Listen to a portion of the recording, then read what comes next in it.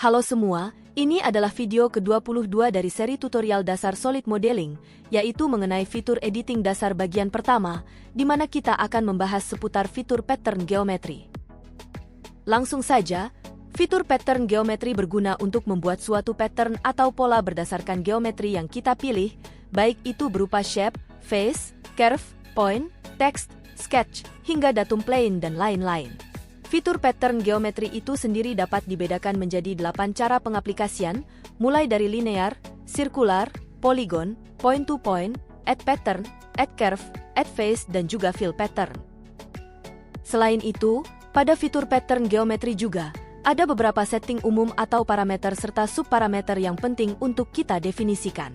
Yaitu yang pertama, berupa parameter derived pattern, di mana kita bisa mendefinisikan hasil pattern geometri, atau yang bisa disebut sebagai instance yang kita inginkan, berdasarkan parameter pattern number ataupun pattern spacing-nya saja, sehingga parameter lainnya akan dikalkulasikan secara otomatis.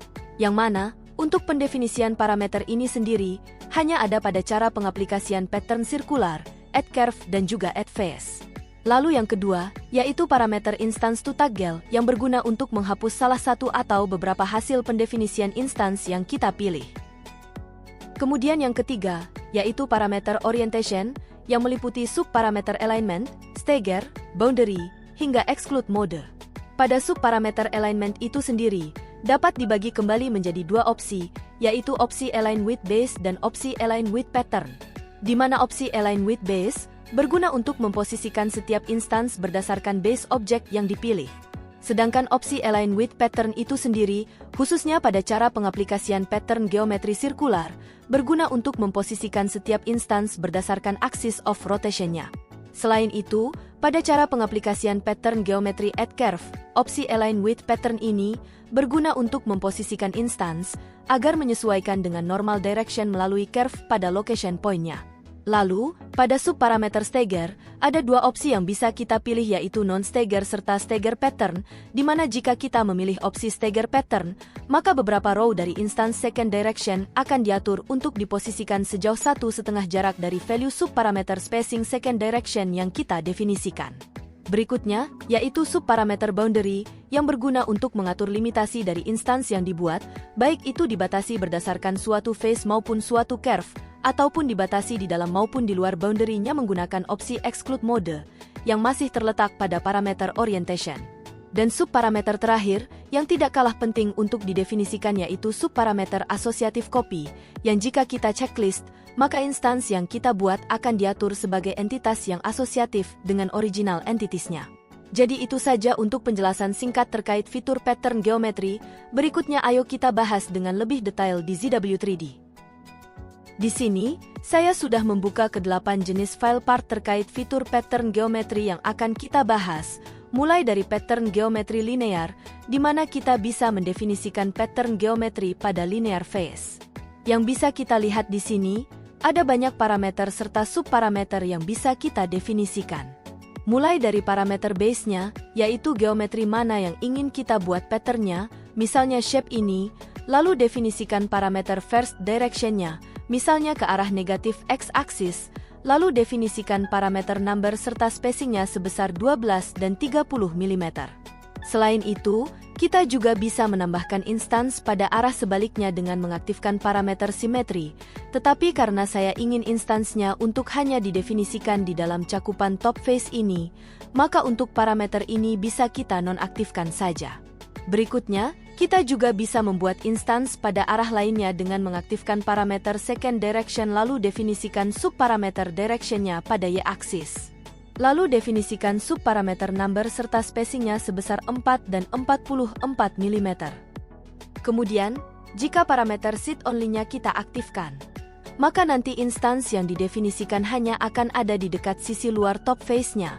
Karena di sini saya ingin instance-nya merata pada keseluruhan top face ini, maka untuk parameter ini akan kita nonaktifkan saja.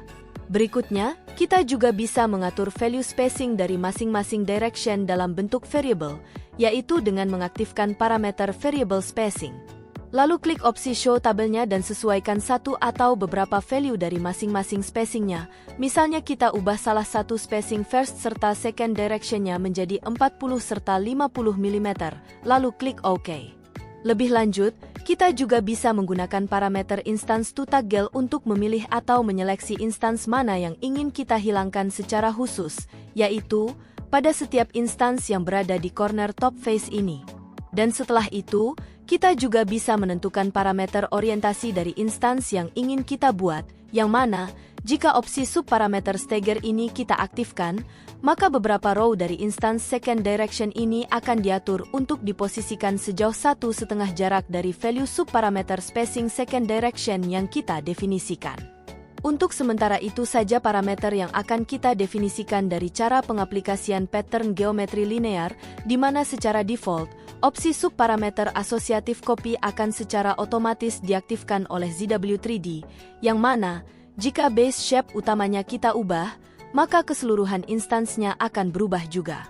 Selain itu, jika subparameter asosiatif copy tersebut didefinisikan ulang untuk kita nonaktifkan secara manual, maka nanti keseluruhan instans yang kita definisikan akan terpisah menjadi masing-masing shape yang tidak asosiatif, seperti yang bisa kita lihat pada History Manager ini. Selanjutnya, untuk cara pengaplikasian pattern geometri yang kedua, yaitu sirkular, di mana kita bisa mengaplikasikan pattern geometri berdasarkan pola sirkular.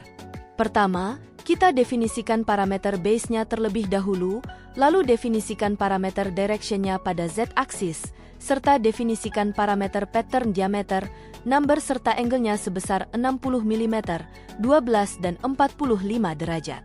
Seperti yang sudah saya sebutkan sebelumnya, khususnya pada cara pengaplikasian pattern geometri ini, kita bisa menggunakan parameter derived pattern untuk mendefinisikan instance berdasarkan pattern number ataupun pattern spacing-nya saja, sehingga parameter lainnya akan dikalkulasikan secara otomatis. Misalnya, untuk subparameter derived-nya di sini, kita ubah terlebih dahulu opsinya menjadi spacing, sehingga di sini kita hanya perlu mendefinisikan parameter pattern diameter serta number-nya, yang mana parameter angle-nya nanti akan secara otomatis disesuaikan. Kemudian, jika opsi subparameter derived-nya kita ubah menjadi number, maka nanti kita hanya perlu mendefinisikan parameter diameter serta angle-nya saja. Berikutnya, kita juga bisa mengatur parameter second direction-nya, di mana di sini kita definisikan subparameter pattern number serta spacing-nya sebesar 3 dan 15 mm. Lebih lanjut, kita bisa mengatur limitasi dari instance yang kita buat, baik itu dibatasi berdasarkan suatu face maupun suatu curve, ataupun dibatasi di dalam maupun di luar boundernya menggunakan subparameter exclude mode. Misalnya di sini, untuk opsi subparameter boundary-nya kita atur sebagai curve, di mana kita akan memilih sketch 2 sebagai boundary-nya. Lalu definisikan subparameter margin boundary-nya untuk menspesifikasikan lebih lanjut mengenai dimensi batas yang akan kita aplikasikan, misalnya sebesar positif 10 mm, agar lebih banyak instance yang bisa didefinisikan. Selain itu, untuk subparameter exclude mode itu sendiri, jika kita aktifkan, maka instance yang dibuat hanya akan didefinisikan di luar boundary yang ditentukan. Karena di sini saya ingin mendapatkan hasil instance yang berada di dalam boundary-nya, maka untuk subparameter ini bisa kita nonaktifkan saja. Tidak lupa, untuk subparameter alignment-nya, bisa kita lihat di sini. Secara default dia akan diatur sebagai align with pattern, yang berarti penempatan atau orientasi instansnya akan diatur berdasarkan axis of rotation-nya. Tetapi, jika opsi subparameter alignment-nya kita ubah sebagai align with base, maka penempatan atau orientasi instansnya akan diatur berdasarkan posisi orientasi base-nya. Klik OK, dan ini hasilnya, maka kita sudah berhasil mengaplikasikan beberapa parameter serta subparameter tersebut pada cara pengaplikasian pattern geometri linear dan sirkular. Berikutnya, untuk cara pengaplikasian yang ketiga, yaitu pattern geometri poligon, di mana kita bisa mengaplikasikan pattern geometri berdasarkan pola poligon. Langsung saja definisikan parameter base-nya, lalu arahkan direction-nya pada z-axis. Kemudian bisa kita lihat di sini, ada dua opsi parameter spacing yang bisa kita definisikan, yang mana, jika kita atur opsinya sebagai pitch between instance, maka kita hanya harus mendefinisikan parameter jarak pitch serta side yang kita inginkan. misalnya sebesar 6 dan 66 mm. Kemudian, jika kita atur opsinya sebagai number per side, maka kita hanya harus mendefinisikan parameter side yang kita inginkan. Selain itu, kita juga bisa mengatur second direction pada cara pengaplikasian ini, yang mana subparameter konsentrik serta spacingnya akan kita definisikan sebesar 2 dan 15 mm.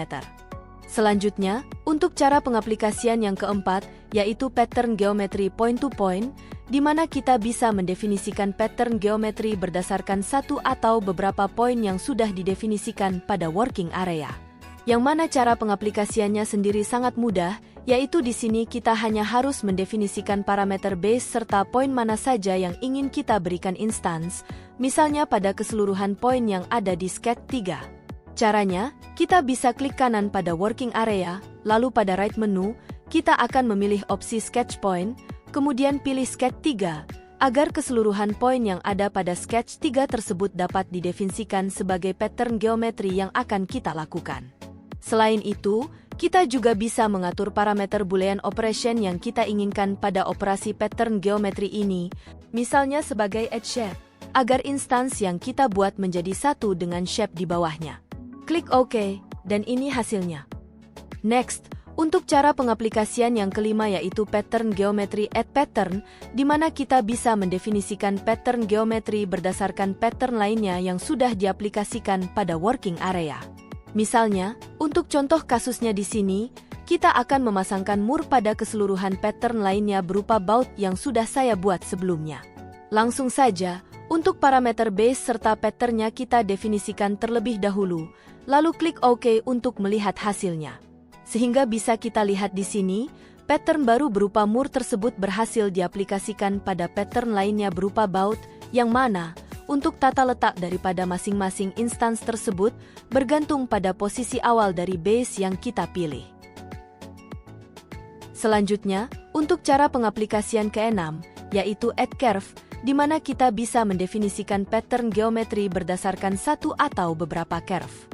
Misalnya di sini, seperti biasa kita definisikan parameter base-nya terlebih dahulu, lalu pada parameter curve method, kita pilih opsi to curve together, yang mana pada parameter boundary-nya nanti, kita akan memilih curve di sekitar base yang kita pilih, yaitu pada curve di bagian kiri dan bawah shape ini. Lalu definisikan parameter number serta spacing-nya sebesar 4 dan 30 mm.